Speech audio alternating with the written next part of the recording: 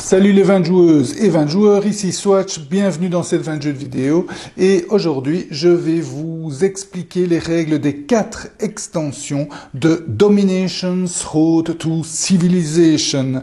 Alors donc je vais vous les présenter les unes après les autres. La première, Dynasty. Dynasty, elle vous apporte ces cartes Dynasty que vous voyez là. Donc en fait il y a 3 paquets de cartes pour chaque âge.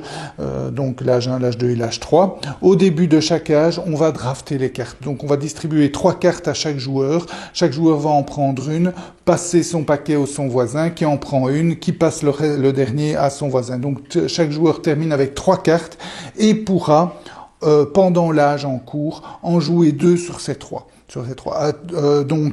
Il ne peut jouer une carte qu'au tout début de son tour. Donc, pas en plein milieu de son tour. Au tout début de son tour, il place une des cartes le plus à gauche possible. Et ces cartes vont lui rapporter des bénéfices.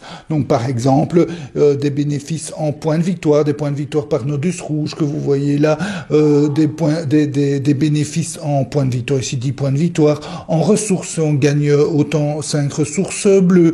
Ça va vous donner des bénéfices pour, par exemple, pouvoir améliorer un savoir science. Donc, des bénéfices différents en fonction des cartes. Donc c'est un apport très sympathique. Évidemment, ça va rendre le jeu plus puissant, puisque il n'y a pas de malus avec ces cartes, donc vous allez vous développer plus rapidement en gagnant plus de ressources, en gagnant des habilités supplémentaires, et donc ça va faire exploser vos possibilités par rapport au jeu de base. Vous allez pouvoir plus acheter des cartes puissantes, des savoirs puissants, etc. Et vous pouvez aussi exploser vos points de victoire. Avec les 4 extensions, on arrive à des 300-400 points de victoire. Donc ici, c'est vraiment un module qui vous booste, donc c'est pas fantastique comme module, mais c'est sympa parce que ça vous booste et ça vous permet de pouvoir aussi faire plus de combos. Donc voilà, c'est un apport vraiment sympa. Et en plus, à la fin du jeu, vous avez des points de victoire supplémentaires si vous arrivez à faire suivre des cartes de couleurs différentes ou bien les mêmes. Donc si par exemple vous avez 6 de couleurs différentes, vous avez ici 6 de la même famille, pardon, c'est 48 points de victoire, et de familles différentes, 32 points de victoire. Et bien, vous répartissez en fonction du nombre différent. Voilà, ça c'est pour la première extension, c'est Dynasty. La seconde extension, c'est Silk Road. Silk Road vous rapporte des routes. Donc ce sont ces petites choses-là. Donc ce sont des routes comme ça. Et quand vous voulez, à votre tour, vous pouvez construire une route. Construire une route, vous devez la construire autour d'une de vos cités. Donc, et elle vous coûte la ressource du campement de la cité. Donc ici, rouge, elle vous coûte 3 ressources de 3 savoirs, 3 connaissances, pardon, de ce savoir, et donc de cette couleur. Et donc, vous la placez comme vous voulez. Donc imaginons ici que le joueur va la placer comme ça. Et donc, quand vous placez une route, ça vous coûte 3 connaissances de la couleur ici de rouge, et vous gagnez autant de points de victoire que de cités qui sont reliées à cette route. Donc ici il y a 1, 2, la merveille, je dois avouer que les règles sont pas claires, la merveille qui va avec les routes, mais si j'ai bien compris, la merveille vous rapporte comme si c'était 2 cités. Donc ça fait 1, 2, 3, 4, 5, 6, 7, 8, 9 points de victoire en construisant ça. Donc c'est 1 point de victoire par cité reliée à la route que vous construisez, et ça vous coûte 3. Vous pouvez en construire une quand vous voulez pendant votre tour. À noter que vous gagnez peu importe la couleur des cités. Vous voyez, vous touchez pour noir, même si vous êtes la couleur brune. C'est un apport assez sympa parce qu'évidemment, il va aussi avec des savoirs qui se combinent bien. Par exemple, vous avez un savoir qui vous donne 1 point d'influence à chaque fois que vous construisez une route, des savoirs qui vous réduisent le coût des routes, etc. Donc vous pouvez comboter avec tous ces nouveaux savoirs. Et en plus, ça donne pas mal d'interactions parce que, vous voyez, si le joueur noir laisse faire, comme ça vous voyez, c'est principalement brun qui s'est investi dans les routes, si le joueur noir le laisse faire, il va gagner évidemment des points de victoire de plus en plus nombreux en faisant ses routes. Donc qu'est-ce qu'a fait dans notre partie ici noire? Il s'est mis ici, il a construit une route qui a terminé tout ce bazar. Donc elle a fait la boucle. Et donc, en faisant ça, le noir a gagné 1, 2, 3, 4, 5, 6, 7, 8, 9, 10 points de victoire et a empêché Brun de continuer à étendre sa route. Et Brun, voilà, il s'est arrêté là, malgré tous ses avoirs qu'il avait investis dans les routes. Donc voilà, ça donne pas mal d'interactions et en plus pas mal de combinaisons avec les nouveaux savoirs. Ça, c'est pour la seconde extension, Silk Road. La troisième extension, c'est celle-ci, c'est province. Province, ça vous apporte des provinces. Vous les voyez ici. Je vais vous les montrer comme ça. Clac. Voilà. C'est ces 6 cartes-là. En fait, les cartes provinces, je vais un peu faire comme ça, vous voyez. Comme ça. Elles sont réparties en 3 tas aussi en fonction des âges, hein, H2, H1, H2, H3. Et donc, au début du jeu, on va tirer des cartes provinces de l'âge 1 égales au nombre de joueurs. Et à chaque âge, on va compléter pour arriver à ce nombre de joueurs. Donc, par exemple, si on a 3 joueurs, à l'âge 1, on montre 3 cartes provinces de l'âge 1. En cours de âge, les joueurs vont pouvoir conquérir ces provinces et donc certaines vont disparaître. Imaginons qu'il y a 2 provinces conquises, donc il reste plus qu'une seule province. Eh bien là, au début de l'âge 2, on va compléter à 3 provinces. On va mettre 2 cartes de l'âge 2. Et même chose au début de l'âge 3. Donc c'est comme ça que ça fonctionne. En plus, chaque province a un effet qui a lieu principalement entre les âges. C'est-à-dire que si on n'a pas attaqué la province, c'est la province qui vous attaque et qui va vous faire un petit malus. Il y a certaines provinces qui ont ce malus d'office. Donc dès qu'on la met, donc ça il faut bien lire les textes pour savoir qu'est-ce qu'ils disent. La majorité, je vous dis, c'est entre les âges si elles sont restées, mais d'autres c'est directement. Et comment est-ce qu'on fait pour conquérir une province? En fait, ça se passe à la place de mettre une tuile ressource, une tuile paysage. Hein. Donc à la place de mettre une tuile paysage ici et de gagner les ressources, vous pouvez attaquer une province. Alors pour attaquer une province, vous voyez la force de la province. Donc ici, les 2 provinces de l'âge 1, c'est 2 points d'attaque, il faut 2 points d'attaque plus 2 cartes. Ici, c'est 4 points d'attaque et 4 cartes, et là, c'est 8 et 6. Donc, pour attaquer, par exemple, une province d'âge 1, je vais d'abord regarder la force de la province. Donc, quand je décide d'attaquer, à la place de mettre ma tuile paysage, je regarde sa force. Il est de 2, je prends le paquet de force de province, on va dire, et je tire 2 cartes ici, et donc je regarde sa force, elle est de 3 plus 1, hein, donc ça va 1, 2, 3, en général 4 même, vous voyez, les cartes peuvent 0, 1, 2, 3, 4, quoi. Hein. Donc ici, j'ai tiré 2 cartes, ça fait 4, plus les 2, ça fait une force de 6. Et moi-même, j'aurais pioché des cartes. Comment est-ce que je pioche des cartes? En fait, quand je veux, à mon tour, je peux dépenser 2 connaissances d'une même couleur pour piocher une carte. Je peux piocher autant de cartes que je veux. Hein. Si j'ai 10 connaissances d'une même couleur, je pioche 5 cartes. Enfin, si je veux, je peux aussi faire 2 d'une couleur, 2 d'une autre, etc. Il faut 2 d'une couleur pour piocher une carte. Et les cartes aussi vont vous donner des points de puissance. Donc ici, 3, 4, 5. Hein. Je vous rappelle, ici, je vais avoir 4, 5, 6. Donc ici, il m'aurait fallu encore une carte, j'imagine, voilà, pour faire 6.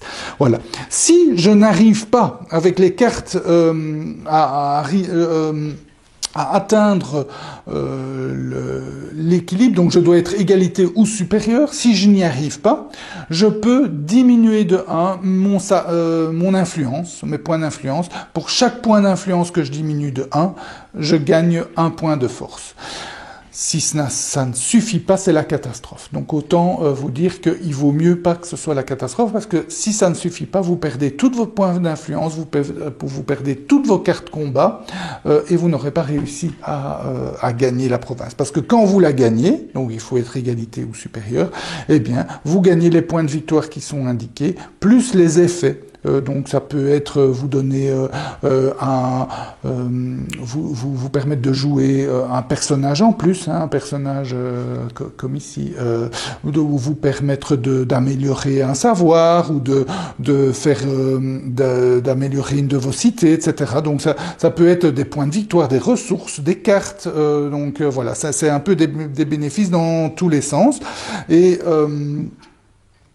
mais évidemment, il y a un peu de hasard qui joue, puisque vous allez piocher des cartes au hasard, aussi bien vous, quand vous allez les acheter, que quand vous attaquez que l'adversaire. Donc, voilà, je dirais personnellement, c'est celle qui m'a le moins convaincu, bien qu'elle est sympa, mais elle est assez annexe, quoi. On peut très bien jouer sans attaquer et gagner sans attaquer les provinces. Donc voilà, même en se focalisant sur cet aspect dans le jeu, c'est pas évident de gagner. En tout cas, dans les quelques parties que j'ai faites avec, c'est rarement celui. Donc voilà, pour moi c'est une extension un peu plus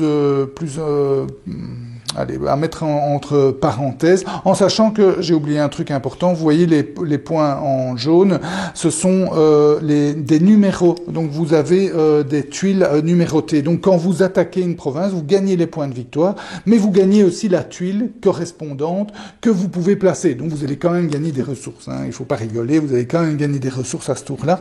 Voilà, ça c'est le principe des provinces. Alors la dernière extension, c'est Hégémon. Hégémon, c'est l'extension qui m'a le plus plu. Par contre, je vais vous la montrer. Elle est là, en fait, vous la voyez déjà. Non, pas encore. Voilà, ici. Donc c'est ceci. En fait, ça vous donne des objectifs de fin d'âge et des événements. Donc les objectifs de fin d'âge sont là et les événements sont là. Donc au début du jeu, on va tirer ces deux-là qui sont toujours les mêmes et 3 au hasard, qui seront probablement différents à chaque âge. Et un événement. L'événement, il peut être positif ou négatif. Il peut vous empêcher de gagner des savoirs, il peut vous empêcher de construire des cités, ou